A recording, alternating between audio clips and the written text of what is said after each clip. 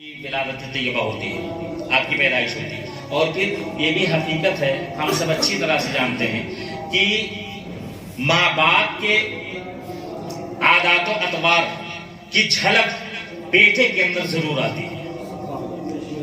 غوث اعظم کا نام تو ہم نے پڑھا ہے، ان کے حوالے سے تو ہم جانتے ہیں، مگر ان کے آباء و اجداد میں آپ دیکھیں تو ایک سے ایک بڑھ کر کے اللہ رب العزت کی بارگاہ کے کا تقرب حاصل کرنے والے فرد آپ کو ملیں گے۔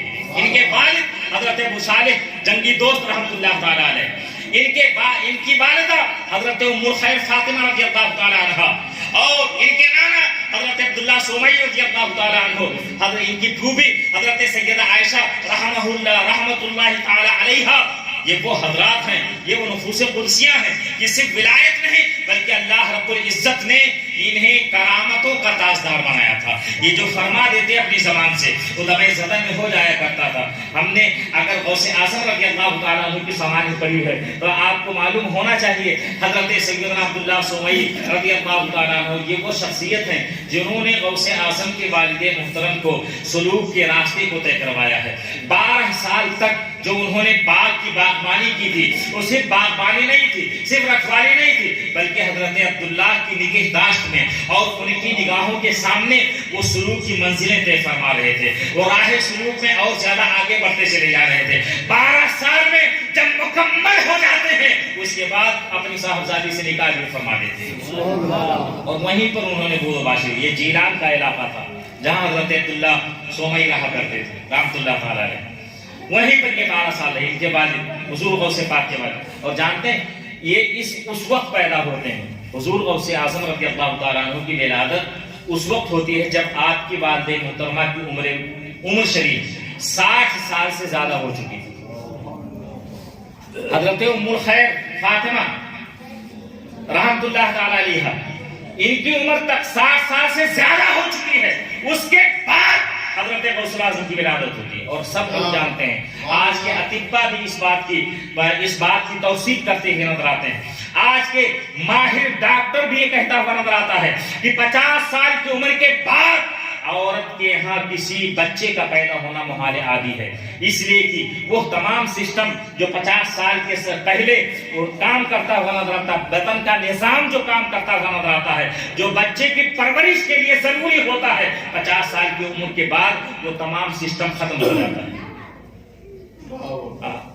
عورتوں جب حمل سے مائیں جب حمل سے ہوتی ہیں تو وہ اضافی بدن کا وہ حصہ جو بدن سے ظاہری طور پر نکلتا، کثافت کی شکل میں نکلتا، وہی اضافی کثافت بعد میں بچے کی خوراک بن جاتی ہے شکم مادر میں۔ لیکن 50 سال کی عمر ہونے کے بعد وہ کثافت تو معدوم ہو جاتی ہے، ختم ہو جاتی ہے۔ پھر بچہ کہاں سے پرورش پاتا ہے، پھر بچہ اندر کہاں سے پروان چڑھتا ہوا نظر آتا ہے۔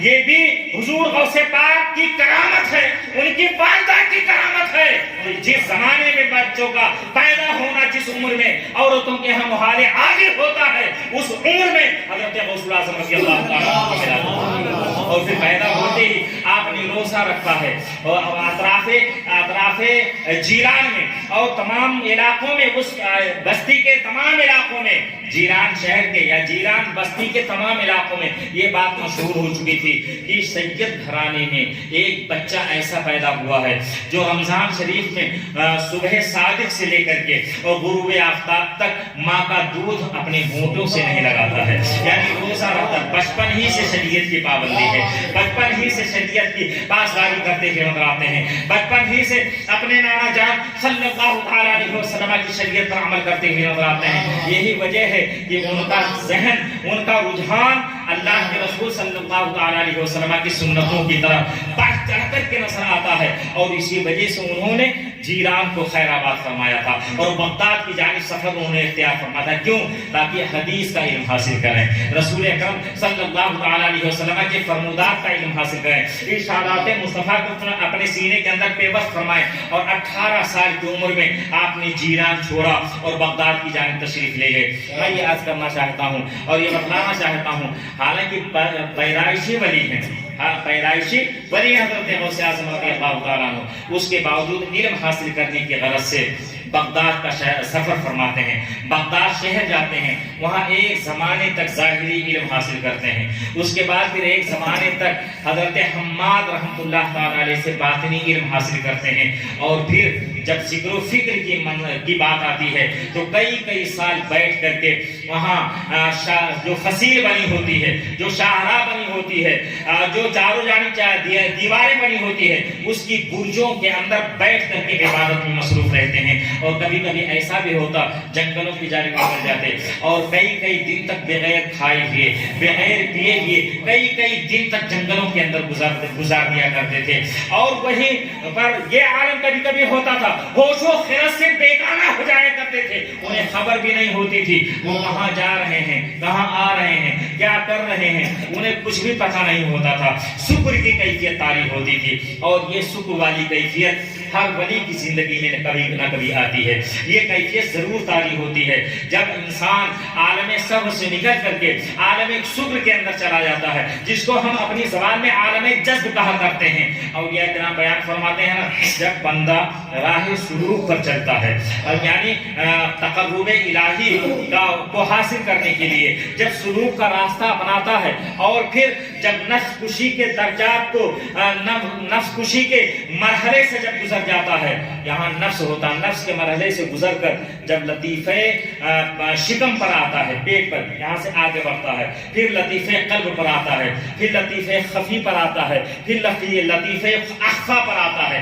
یہ منزل ہوتی ہے، الگ الگ منزلیں سلوک کی منزلیں ہوتی ہیں، ہر ایک منزل پر پہنچنے کے لیے بہت ساری محنتیں درکار ہوتی ہیں، اور اس منزل تک پہنچنے کے لیے کئی بار شیطان حملہ آور ہوتا ہے۔ اگر انسان کے پاس علم نہ ہو تو اگر علم نہ ہو، اگر جاہل صرف مجاہدہ کرنے لگ جائے تو بسا اوقات میں اکثر ایسا ہوتا ہے کہ شیطان اس کو دام تصویر میں ڈال دیتا ہے، شیطان اس کو فریب کے اندر مبتلا کر دیتا ہے۔ لیکن اگر علم ہے اور علم کے ساتھ ساتھ فضل الہی بھی ہے تو یقیناً شیطان کے کنڈے سے انسان بچ جاتا ہے۔ بلکہ علم بھی کوئی معنی نہیں رکھتا ہے جب تک اللہ کا فضل شامل حال نہ ہو جائے، جب تک اللہ تعالیٰ کا کرم شامل حال نہ ہو جائے۔ ہم نے وہ منزل نہیں دیکھی ہے انہی دنوں میں جب وہ سلوک کی منزلوں سے گزر رہے تھے، حضرت سیدنا غوث اعظم رضی اللہ تعالیٰ عنہ جب کشف کی منزلوں سے گزر رہے تھے، آبادیوں کو چھوڑ کر غیر آباد علاقے میں کئی دن تک گزار دیتے تھے، کئی دن ہو گئے ہیں، عبادت کر رہے ہیں، پیاس لگی ہے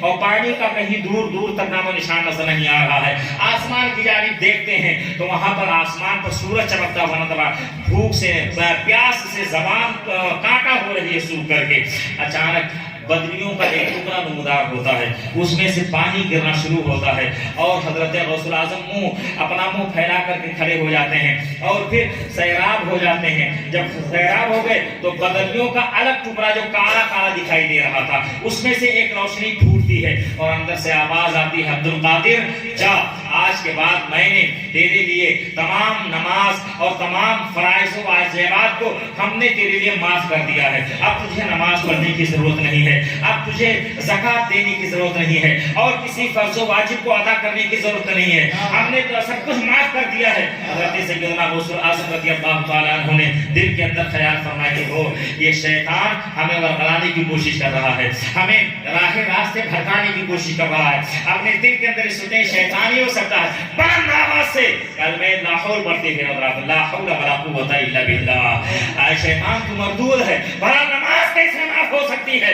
اللہ رب العزت نے نماز اپنے ہر بندے پر فرض فرمائی ہے، جب نبی کے ہمارے نانا پر نماز معاف نہیں تھی تو ہم پر نماز کیسے معاف ہو سکتی ہے؟ تو یقیناً شیطان ہے۔ اتنا سننا تھا کہ وہ جو روشنی نظر آتی ہے وہ کالے دھوئیں میں تبدیل ہو جاتی ہے، اور پھر اندر سے آواز آتی ہے، عبد القادر جا، آج تجھے تیرے علم میں نے بچا لیا، ورنہ یہی وہ جگہ ہے جہاں پر 70 اولیاء کرام کو ہم نے گمراہ کر دیا ہے، ہم نے راہ سے انہیں بھٹکا دیا ہے، 70 اولیاء کی ولایت کو ہم نے چھین لیا، یہی وہ جگہ ہے، اسی مقام پر آج تجھ کو تیرے علم میں نے بچا لیا۔ حضرت سیدنا غوث اعظم رضی اللہ تعالیٰ عنہ نے فرمایا تھا، ظالم جب تجھے تیرا علم نہیں بچا سکا تو مجھے میرا علم کیا بچائے گا؟ مجھے میرے علم نے نہیں بلکہ مجھے میرے اللہ کے کرم نے بچا لیا ہے، اللہ کے رحمت نے بچا لیا ہے، اللہ کے فضل میں بچا لیا ہے. میں یہ عرض کرنا چاہتا ہوں اور یہ بتانا چاہتا ہوں سلوک کے راستے میں ایسی منزلیں بہت آتی ہیں. اس لیے چہار جانب سے شیطان اپنا ہتھیار لے کر کھڑا رہتا ہے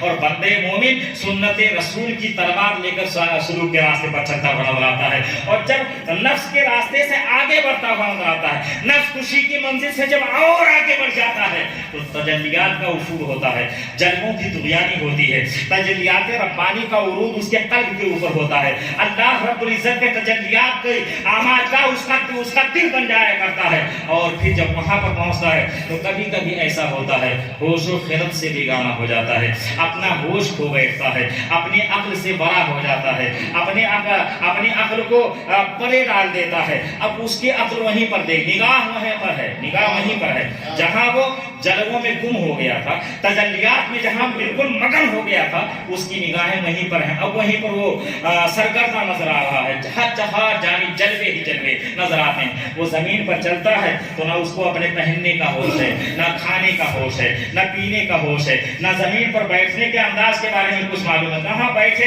کہاں جائے, جہاں جگہ ملی گئی وہاں بیٹھ گیا, جو مل گیا اسے کھا لیا. نگاہیں تو وہی دیکھ رہی ہیں تجلیات میں. دنیا اسے دیوانہ سمجھ رہی ہے, دنیا اسے پاگل سمجھ رہی ہے, مگر حال یہ ہے کہ دنیا کی نظروں کے سامنے وہ دیوانہ نظر آ رہا ہے. دیوانے کی نظروں کو جہاں دیکھ رہا ہے اور دیوانہ خدا جانے کہاں دیکھ رہا ہے, اس کی نگاہیں نہیں پر ہوتی ہے.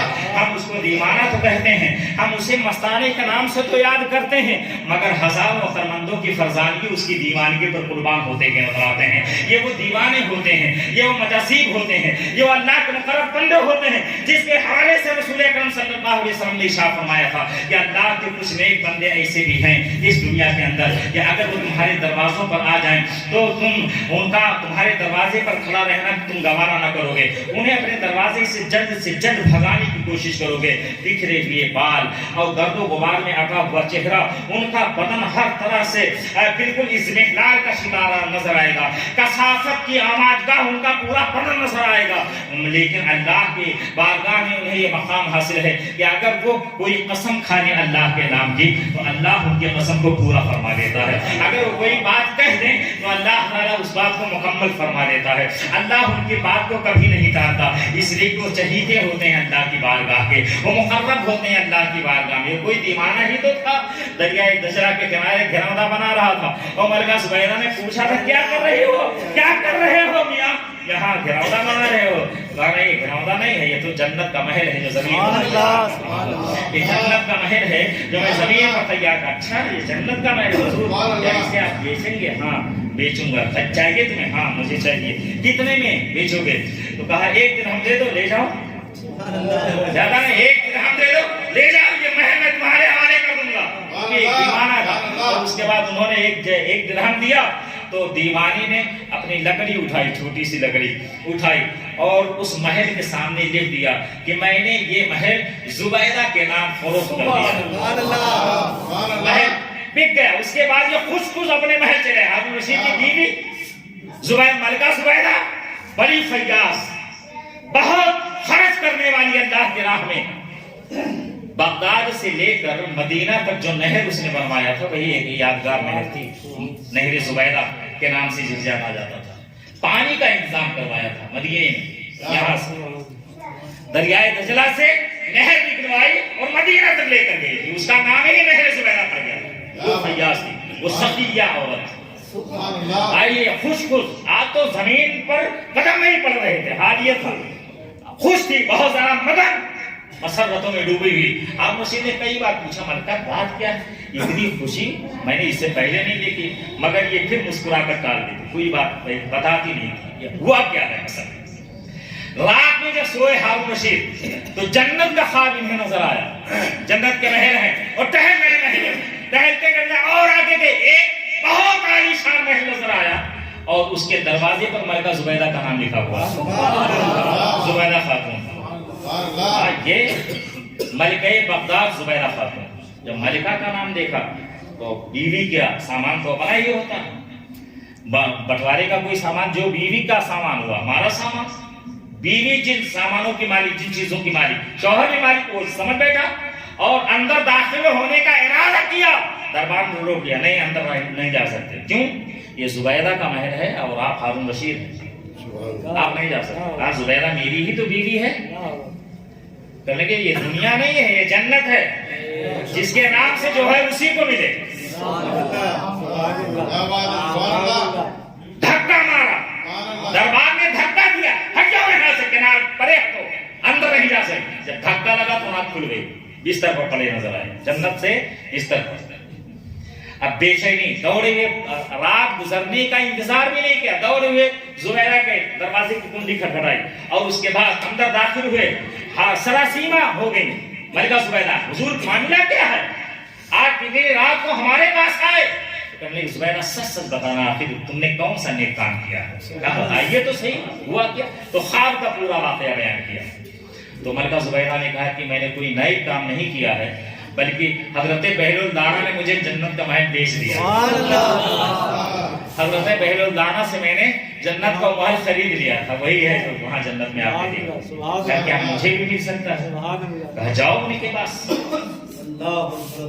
اب کہاں ملتے ہیں؟ اب انہیں ڈھونڈ چراغ رخ زیبا لے کر، پہلے تو مل گئے تھے، اچانک دکھے، مگر حال یہ ہے ایک کئی ہفتے تک تلاش کرواتا رہا بادشاہ کہ کہیں پر بہل الدانہ مل جائیں، وہ دیوانہ کہیں نظر آ جائے. مگر نہیں، ایک مرتبہ پھر یہ سیر کو نکلے اپنی بیوی کے ساتھ اور اسی دریائے دجلہ کے کنارے سیر کرنے کے لیے. پگھی پر بیٹھے ہیں دونوں اور محافظوں کا دستہ گھوڑے پر ہے. دور سے دیکھ لیا حضرت جناب زبیدہ نے کہ یہاں پر، دور سے دیکھ لیا حضرت زبیدہ نے کہ یہاں پر دور بیٹھے تھے حضرت بہل الدانہ اور لگا رہے ہیں وہ وہی گھنودا بنا، وہی نشانیاں سارے سب کچھ. تو کہا کہ ہمت رکھیے، جائیے، ہمت سے کام لیجیے اور جائیے. وہ سامنے بیٹھے ہوئے ہیں، گھنودا آج بھی اسی کیفیت میں ہے، آج بھی اسی عالم میں ہے.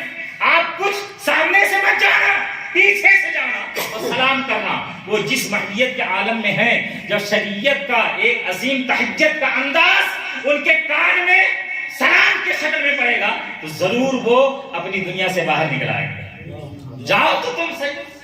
اپنے زمانے کا بادشاہ، کئی لاکھ مربع میل پر حکمرانی کرنے والا، کئی لاکھ مربع میل پر حکمرانی کرنے والا بادشاہ، روم و فارس اور ایران وغیرہ کے تمام علاقے، غزنی کا علاقہ، وہ علاقہ غزنی کا جو افغانستان کے اندر پڑتا تھا، ان تمام علاقوں کا تنہا بادشاہ، تنہا فرما روا ہارون رشید. مگر اللہ کے ایک مقرب بندی کی بارگاہ میں حاضر ہونے کے لیے کانپ رہا ہے، لفظہ برندام ہے. وہ جانتا ہے کہ یہ وہ شخصیت ہے کہ ہماری سلطنتوں جیسی ہزاروں سلطنتیں ان کے قدموں کی ٹھوکر سے بنتی ہیں اور بگڑتی ہیں.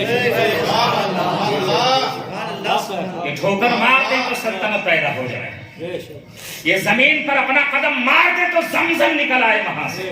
یہ اللہ کو بندے. لرز رہا ہے بادشاہ، کانپ رہا. ہمت دلا رہے ہیں زبیدہ، جائیے جائیے. اگر قریب پہنچے، پیچھے سے سلام کیا، وعلیکم السلام. پھر سلام کر. کہو کیسے آنا ہوا؟ کہ حضور یہ محل بیچیں گے آپ؟ کہاں بیچوں گا حضور، کیا قیمت لیں گے؟ کہتے پوری سلطنت دے دو، لے جاؤ محل، اپنی پوری سلطنت دے دو اور یہ محل لے جاؤ. اب تو بادشاہ کے چونکنے کی جگہ تھی، چونکنے کا مقام تھا. حضور یہ کیسے ہو سکتا ہے؟ ابھی چند روز قبل آپ کی کنیز ملکہ زبیدہ کو آپ نے بیچا تھا اور ایک دن ہم نے آپ نے بیچ دیا تھا، اور آج پوری سلطنت اس کی قیمت آپ نے لگا دی. اتنی جلدی، اتنی مہنگائی. تو حضرت بہل الدانہ نے کہا تھا زبیدہ نے بغیر دیکھے خریدا تھا، تو دیکھ کر آ رہے ہو. زبیدہ نے بغیر دیکھے خرید لیا تھا، تم تو دیکھ کر آئے ہو اس لالچ میں، اس لیے سلطنت دے دو، لے جاؤ محل.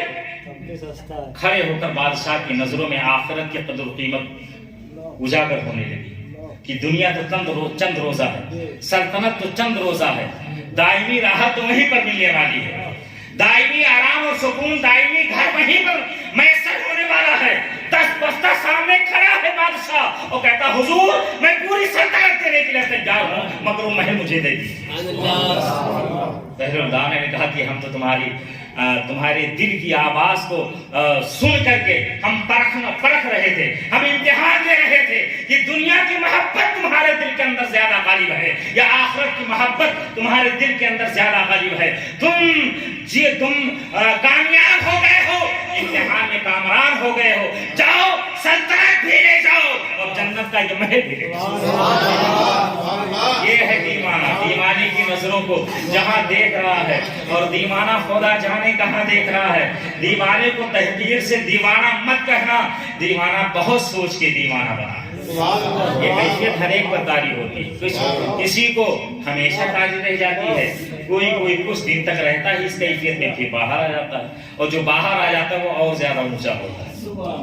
غوث اعظم کی زندگی میں بھی یہ کیفیتیں آئی، آپ ان کے ملفوظات پڑھیں تو پتہ چلے گا۔ کئی مہینے گزر جاتے تھے، کھانا نہیں کھاتے تھے، پتہ ہی نہیں ہوتا تھا۔ بغداد کے اطراف کے جنگلوں میں چیخیں مارتے ہوئے گھومتے تھے، نعرے لگاتے تھے، اللہ اکبر کے نعرے بلند کرتے تھے، یہاں سے وہاں گھومتے تھے، چکر لگاتے، خبر ہی نہیں ہوتی تھی کہ کہاں آ رہے ہیں کہاں جا رہے ہیں۔ منزل سلوک کی منزلیں طے کرنے کے لیے یہ سعادت بزور بازو نیست دان بخشت خدائے بخشندہ، اللہ کا کرم جو شامل حال ہوتا ہے تو اللہ تعالیٰ یہ منصب عطا فرماتا ہے۔ ہر ایک کو منصب نہیں ملتا ہے، ہر ایک کو یہ عظیم عہدہ اللہ کی جانب سے نہیں عطا ہوتا ہے۔ اللہ کا کرم جس کو تھام لیتا ہے، اللہ کی رحمت جسے اپنے آغوش میں لے لیتی ہے، اسے اللہ اپنی ولایت عطا فرما دیتا ہے۔ اپنی ولایت کے ساتھ ساتھ غوثیت کا مقام تو بہت اونچا ہوتا ہے۔ بہت زیادہ وقت نہیں ہے کہ میں تفصیلی گفتگو کر سکوں، نہیں، میں ویسے بھی آج آنے والا نہیں تھا، آپ کو پتا ہے۔ کل اچانک ٹھنڈی لگ کر مجھے بخار آ گیا سرباز، اور ابھی بھی تھوڑی وہی کیفیت ہے۔ میں نے معذرت بھی کر لی تھی حضرت کو فون کر کے، لیکن انہوں نے کہا نہیں آنا ہی پڑے گا، تو مجبوراً آنا پڑا۔ لیکن اب آ گیا ہوں تو تھوڑی دیر گفتگو کرنی ہی ہے۔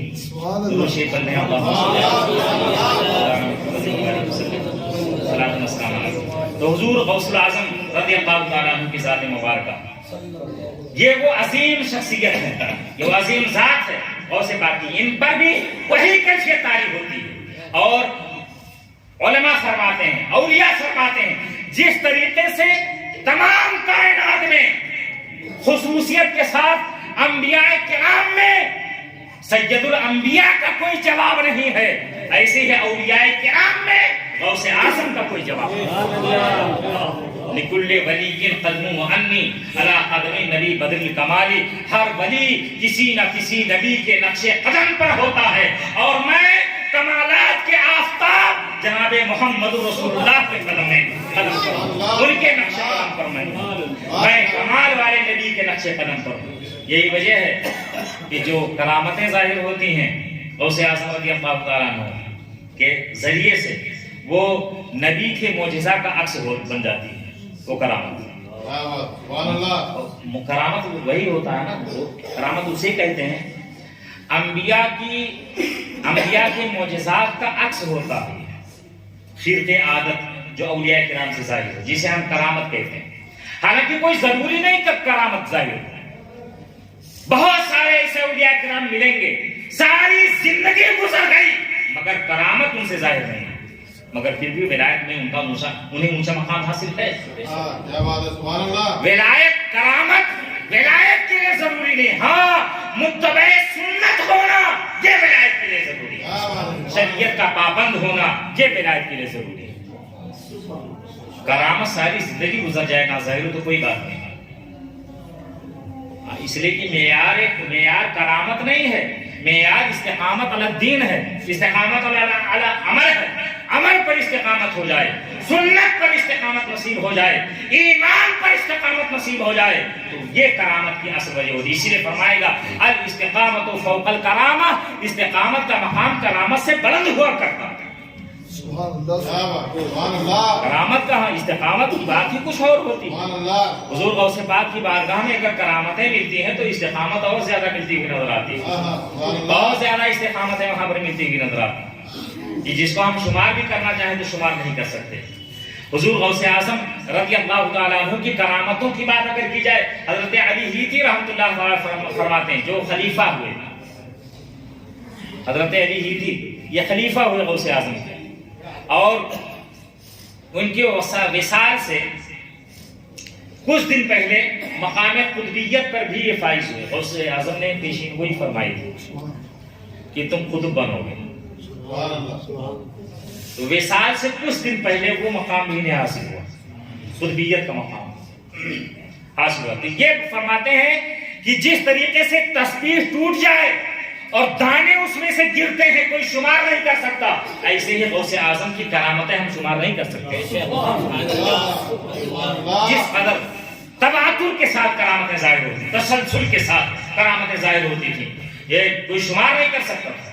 ہر تو یہ ہے کہ حضرت شیخ علی فرماتے ہیں کہ ہم جو بیداری میں خواب میں جو ہم دیکھتے، غوث اعظم آنکھوں سے باضابطہ بیداری میں دیکھ لیا کرتے۔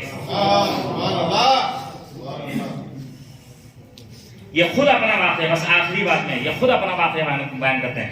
جامع بغداد میں غوث اعظم تقریر فرما رہے ہیں، ممبر پر کھڑے ہو کر تقریر فرما رہے ہیں، فرماتے ہیں میں بیٹھا ہوا تھا، مجھ پر غنودگی طاری ہو گئی، بیٹھے بیٹھے مجھ پر غنودگی طاری ہوئی، اونگ آئی مجھے، تو میں نے خواب میں دیکھا رسول کائنات صلی اللہ علیہ وسلم تشریف لائے مجلس میں، حضور صلی اللہ علیہ وسلم تشریف لائے مجلس میں اور محبت بھری نظروں سے اپنے نواسے کو دیکھ رہے ہیں۔ تقریر ہو رہی تھی، کتنی دیر کی غنودگی، بس تھوڑی ہلکی سی غنودگی طاری ہوئی، اچانک آنکھ کھلی تو دیکھا غوث پاک فرماتے ہیں، حضرت علی ہیدی فرماتے ہیں غوث پاک ممبر چھوڑ کر میرے پاس پڑے، یہ فرماتے ہیں مجھے سمجھ تو یہ کہ میرے اونگنے کی وجہ سے شاید غوث اعظم پرجلال ہو گئے، یہاں پر تشریف لائے ہیں۔ میں نے منہ کھلتے میں نے کہا حضور حضور میں نے ابھی بھی سرکار دو جہاں صلی اللہ تعالی علیہ وسلم کی زیارت کی ہے۔ تو حضرت غوث اعظم نے فرمایا علی جو تم خواب میں دیکھ رہے تھے میں بیداری میں دیکھا۔ یہ مقام بلند، یہ رتبہ بلند ملا جس کو مل گیا، ہر شخص کے نصیب میں دار و رسم کا،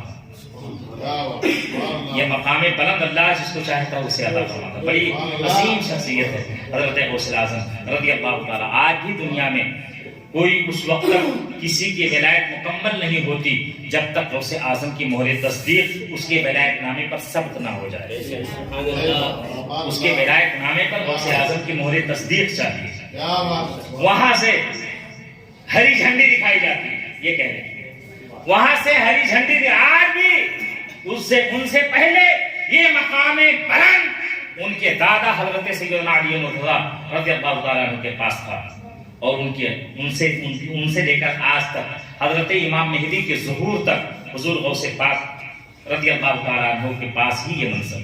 دنیا میں ہر ولی کوئی کہیں ہو، کسی بھی علاقے کا ہو، حضور غوث اعظم کی مہر تصدیق اس کے لیے ضروری ہے۔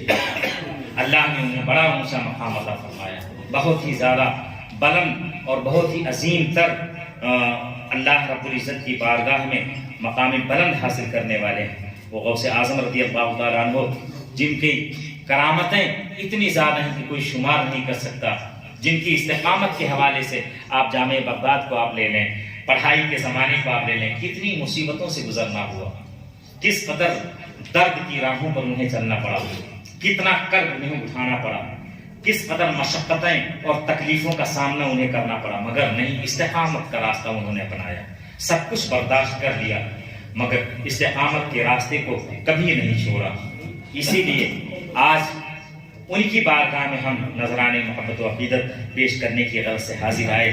اللہ تعالیٰ کی بارگاہ میں دعا ہے کہ مولا تعالیٰ ہمیں اور آپ سب کو ان کی بارگاہ کا فیضان عطا فرمائے، اور حضور سیدنا غوث اعظم رضی اللہ تعالیٰ عنہ کے عظیم الشان سائے میں ہمیں بھی جگہ عطا فرمائے، اس لیے کہ مصطفیٰ کے تنے پہ سایہ کا سایہ دیکھا، جس نے دیکھا میری جہاں جلوے زیبا تیرا، نبوی میں علوی فصل بطولی گلشن، نبوی میں علوی فصل بطولی گلشن، حسنی پھول حسینی ہے مہکنا تیرا، نبوی ذل علوی برج بطولی منزل، نبوی ذل علوی برج بطولی منزل، حسنی چاند حسینی ہے اجالا تیرا، نبوی خور علوی کوہ بطولی معدن، نبوی خور علوی کوہ بطولی معدن، حسنی لال حسینی ہے تجلا تیرا، حسنی لال حسینی ہے تجلا تیرا۔ اور جان تو جاتے ہی جائے گی، قیامت یہ ہے کہ یہاں مرنے پہ ٹھہرا ہے نظارہ تیرا، اس سے در سے سگ اور سگ سے ہے مجھ کو نسبت، میری گردن میں بھی ہے دور کا ڈورا تیرا، اس نشانی کے جو سگہیں نہیں مارے جاتے، اس نشانی کے جو سگہیں نہیں مارے جاتے، حشر تک میرے گلے میں رہے پٹا تیرا، میری قسمت کی قسم کھائیں سگانے بغداد، میری قسمت کی قسم کھائیں سگانے بغداد، ہند میں بھی ہوں تو دیتا رہوں پہرا تیرا، تیری عزت کے نثار اے میرے غیرت والے، تیری عزت کے نثار اے میرے غیرت والے، آہ صد آہ کی یوں خار ہو گروا تیرا، بد سہی چور سہی مجرم و ناکارہ سہی، اے وہ کیسا ہی سہی ہے تو کریمہ تیرا، مجھ کو رسوا بھی اگر کوئی کہے تو یوں ہی، مجھ کو رسوا بھی اگر کوئی کہے تو یوں ہی، کہ وہی نا وہ رضا بندے رسوا تیرا، کہ وہی نا وہ رضا بندے رسوا تیرا، میں رضا یوں نہ بلک تو نہیں جنگل تو نہ ہو، سیدے جگدے ہر دہر ہے مولا تیرا، فخر آقا میں رضا اور ایک نظم رفیع، اب اس کے بعد نظم ایک اور آئے گی، فخر آقا میں رضا اور بھی ایک نظم رفیع، جل لکھا لائیں ثنا خانوں میں چہرہ تیرا، نظم رفیع نثر کے انداز میں اور نظم کے انداز میں، ان سے آپ سماعت فرمائیں گے۔ السلام علیکم۔